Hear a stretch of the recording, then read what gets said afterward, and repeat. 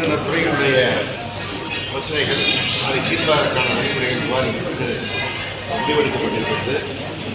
இந்த தமிழர் திருநாட்டு 10ஆம் தேதியிலிருந்து மக்கள் ஊர் செல்வார்கள் என்று எதிர்பார்க்கப்படுகிறது. எனவே 10ஆம் தேதி வெள்ளிக்கிழமை முதல் 13ஆம் தேதி திங்கட்கிழமை வரை சிறப்பு பேருந்துகள் இயக்கப்பட இருக்கிறது. அந்த பேருந்துகள் 3 பேருந்து நிலையங்களிலிருந்து இயக்கப்பட இருக்கிறது. கிளாம்பாக்கத்தில் அமைந்திருக்கின்ற கலைஞர் நூற்றாண்டு பேருந்து நிலையத்திலிருந்தும், கோயம்பேட்டையில் அமைந்திருக்கின்ற டாக்டர் எம்ஜிஆர் பேருந்து நிலையத்திலிருந்தும், மாதாவரம் கோனாடு பேருந்து நிலையத்திலிருந்தும் இந்த பேருந்துகள் இயக்கப்பட இருக்கிறது. 10ஆம் தேதி முதல் 13ஆம் தேதி வரை தினசரி இயங்கக்கூடிய 2092 பேருந்துகளுடன் 5756 சிறப்பு பேருந்துகள் என 4 நாட்களுக்கு சேர்ந்து மொத்தமாக 14 பேருந்துகள் இயக்கப்பட இருக்கிறது. பிற ஊர்களிலிருந்து 7800 சிறப்பு பேருந்துகள் இயக்கப்பட இருக்கிறது. எனவே ஒட்டுமொத்தமாக 21,904 பேருந்துகள் இயக்கப்பட இருக்கிறது. இதேபோல பொங்கல் திருநாள் முடிந்த பிறகு பிற ஊர்களிலிருந்து சென்னை வருவதற்கான பேருந்து வசதிகளும் ஏற்பாடு செய்யப்பட்டிருக்கிறது. அதற்காக 15ஆம் தேதி முதல் 19ஆம் தேதி வரையில் தினசரி இயங்கக்கூடிய 2092 பேருந்துகளோடு 5290 சிறப்பு பேருந்துகள் இயக்கப்பட இருக்கிறது. மற்ற முக்கிய ஊர்களிலிருந்து 6926 பேருந்துகள் இயக்கப்படுகிறது. எனவே ஆக மொத்தம் 22,676 பேருந்துகள் இயக்கப்படுகிறது. இந்த பேருந்துகளை முன்பதிவு செய்து கொள்வதற்கு கிளாம்பாக்கம் கலைஞர் நூற்றாண்டு பேருந்து நிலையத்தில் 7 முன்பதிவு மையங்களும், கோயம்பேட்டில் டாக்டர் எம்ஜிஆர் பேருந்து நிலையத்தில் 2 முன்பதிவு பேருந்து நிலையம் என 9 பேருந்து முன்பதிவு மையங்கள் செயல்படும். இதில்லாமல் இணையதளத்தின் மூலமாக முன்பதிவு செய்து கொள்பவர்களும் செய்து கொள்ளலாம். TNSTC.in என்ற அந்த தளத்திலும் TNSTCயோட அஃபிஷியல் ஆப்பிலும் முன்பதிவு செய்வதற்கான வசதிகள் ஏற்பாடு செய்யப்படுகிறது. இதுநாள் வரையில் இப்படி முன்பதிவு செய்தவர்கள் 1,73,283 பேர் இன்றைய தேதி.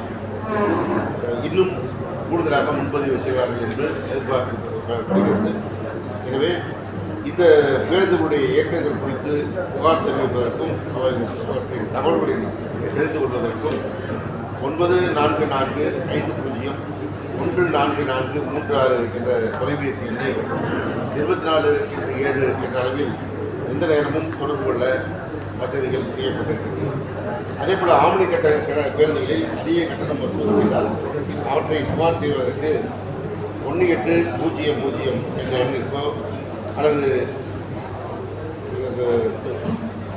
லேண்ட்லைனில் 000-247-4902 இன்னொரு எண் 0044262804445 இன்னொரு எண் 04426281611.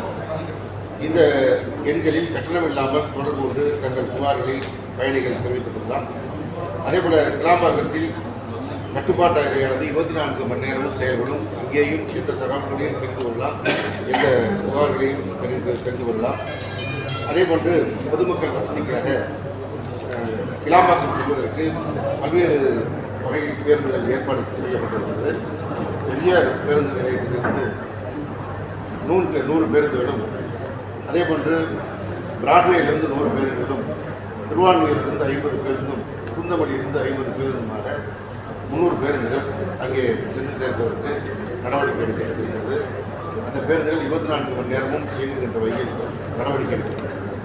எனவே பொதுமக்களை பொறுத்தவரை இந்த வசதிகளை பயன்படுத்திக் கொள்வதற்கு கேட்டுக்கொள்ளப்படுகிறார்கள். அதேபோல் ஆம்னி பேருந்துகள் சமீபத்தில் கிறிஸ்துமஸ் விடுமுறை நாட்களில் கோயம்பேட்டிலிருந்து மதுரவாயல் செல்கின்ற சாலையின் இருபுறமும் பேருந்துகள் இருக்கிறார்கள் என்று புகார் வந்திருக்கிறது. அதனால் சாலையில் போக்குவரத்து நெரிசல் ஏற்படுகின்ற சூழல் ஏற்பட்டால் அவர்கள் மீது நிச்சயமாக நடவடிக்கை எடுக்கப்படும். எனவே கோயம்பேட்டிலிருந்து மதுரவாயல் செல்கின்ற சாலையில் பேருந்தை நிறுத்தி பயணிகளை ஏற்றுவதை அவர்கள் தவிர்த்துக் கொள்ள வேண்டும் என்று இந்த நேரத்தில் நான் கேட்டுக்கொள்கிறேன்.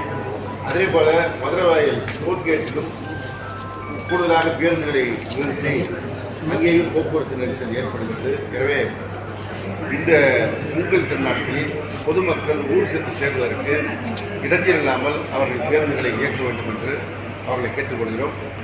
இன்னும் ஓரிரு நாட்களில் அவர்கள் ஆவணி பேருந்து உரிமையாளர்கள் சங்கத்தினரை மரியாதைக்குரிய போக்குவரத்து ஆணையர் அவர்கள் அழைத்து பேச இருக்கிறார்கள். அவர்களும் அந்த அறிவுரை வழங்க இருக்கிறார்கள். அதேபோன்று டோல்கேட்டுகளில் கடந்த தீபாவளியின் போது முதல்வர் அவருடைய கருத்துப்படி அந்த டோல்கேட்டுகள் குறிப்பிட்ட நேரம் மாலை நேரத்தில் திறந்து வைக்கப்பட்டது. அதனால் போக்குவரத்து நெரிசல் இல்லாமல் மக்கள் தென் மாவட்டங்களுக்கு சென்று பிரச்சனை இல்லாமல் சென்றார்கள். அதே போல் இந்த பொங்கல் திருநாட்களுக்கும் அவர்கள் சென்று சேருவதற்கு அந்த நடவடிக்கை எடுப்பார்கள். அவருடைய வகையில் பேசுவார்கள் நடவடிக்கை எடுப்பார்கள்.